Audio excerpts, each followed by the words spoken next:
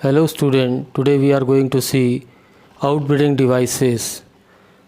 Last time we have seen 4 devices in previous slides.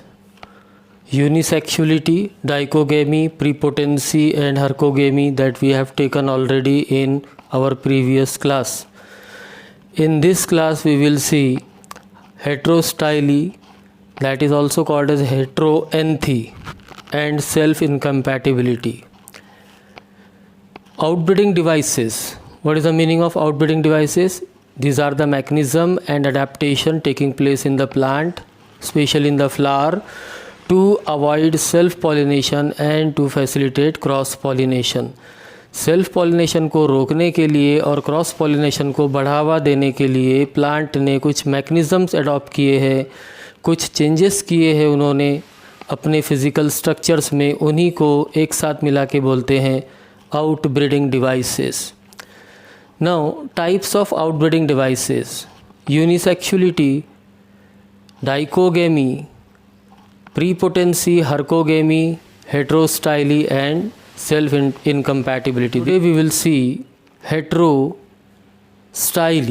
Here 2 or 3 different types of flowers are produced, especially in primula. Primula is also called as primrose. Evening primrose भी इसको बोला जाता है. Primula plant है ये. इसमें 2 से 3 different type के फ्लावर्स बन सकते हैं एक ही प्लांट में. अलग अलग इसमें आपको फ्लावर के डिज़ाइन दिख रहे होंगे. In first flower what we see, the length of the style, stigma, style and ovary, these are the 3 part of gynoecium.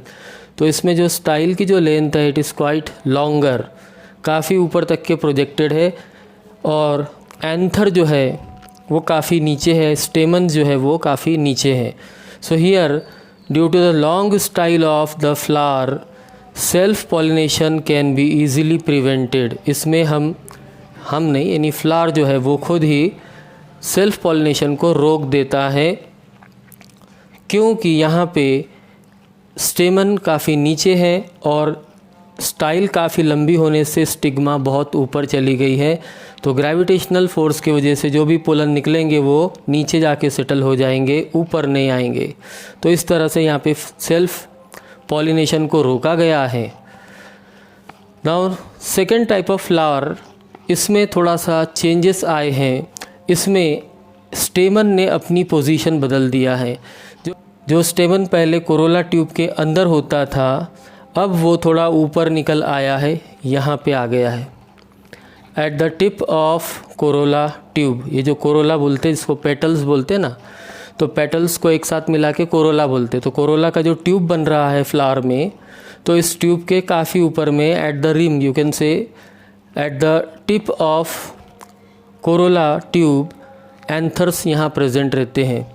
तो यहाँ पे एंथर इतने भी ऊपर नहीं गए कि यहाँ पे सेल्फ पॉलिनेशन हो सके.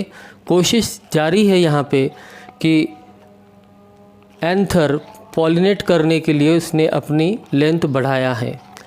तीसरा और एक फ्लावर है थर्ड टाइप का, जिसमें स्टाइल जो है वो काफ़ी नीचे चली गई है, छोटी हो गई है, जिस वजह से स्टिग्मा काफ़ी नीचे चली गई है और स्टेमन काफ़ी ऊपर है. तो यहाँ जो कुछ भी पोलन निकलेंगे तो सीधा जा कर के वो यहाँ बैठेंगे, लैंड करेंगे स्टिग्मा पे. तो यहाँ पे सेल्फ पॉलिनेशन हो सकता है. बाकी इन 2 केसेस में सेल्फ पॉलिनेशन को रोका गया है. तो इस तरह से इस अडेप्टेशन को हम हेटेरोस्टाइली या हेटेरोएंथी भी बोलते हैं. हेटेरोस्टाइली क्यों बोलते हैं? क्योंकि यहाँ स्टाइल की जो लेंथ है, स्टाइल मीन्स जो लॉन्ग नेक लाइक पार्ट होता है, इसको स्टाइल बोलते हैं. इस स्टाइल की लेंथ डिफ़र कर रही है. यहाँ काफ़ी लंबी स्टाइल है तो यहाँ काफ़ी शॉर्ट स्टाइल है, डिफरेंट टाइप ऑफ स्टाइल है, इसीलिए hetero is a word use for different. Styli means style. तो यहाँ दोनों फ्लावर्स में अगर हम कंपेयर करें तो यहाँ पे स्टाइल का लेंथ छोटा है, शॉर्ट स्टाइल है, और यहाँ पे लॉन्ग स्टाइल है, इसीलिए इसको हेटेरोस्टाइली बोला जाता है. इसको हेटेरोएंथी भी बोलते हैं. It is also called as heteroanthy. Why? Because here the stamen positions are different. यहाँ पे अगर हम देखें तो स्टेमन काफ़ी नीचे है कोरोला ट्यूब के अंदर आ रहा है, जबकि यहाँ अगर देखें तो कोरोला ट्यूब के बाहर की तरफ में आ रहा है, ऊपर आ गया है एंथर यानी कि स्टेमन। तो स्टेमन मेल पार्ट ऑफ फ्लावर अपनी जगह बदल रहा है, डिफरेंट पोजीशन उसने ऑक्यूपाई किया है, इसीलिए इसको हेट्रोएंथी भी बोलते हैं। Now we will see self incompatibility. Self incompatibility is a genetic mechanism in which selfing is avoided. In this mechanism, the plant want to obtain maximum genetic diversity. Plant यहाँ पे maximum genetic diversity gain करना चाहता है, इसलिए उसने selfing को रोकने की पूरी कोशिश की है through genetic mechanism. There are certain genes which is involved in controlling interaction between haploid, pollen grain and diploid sporophytic stigmatic cell, यानी कि जो स्टिग्मा के जो सेल्स होते हैं, ये स्टिग्मा है, ये स्टाइल और ये ओवरी है। अगर यहाँ पे सेल्फ पोलन आते हैं, पोलन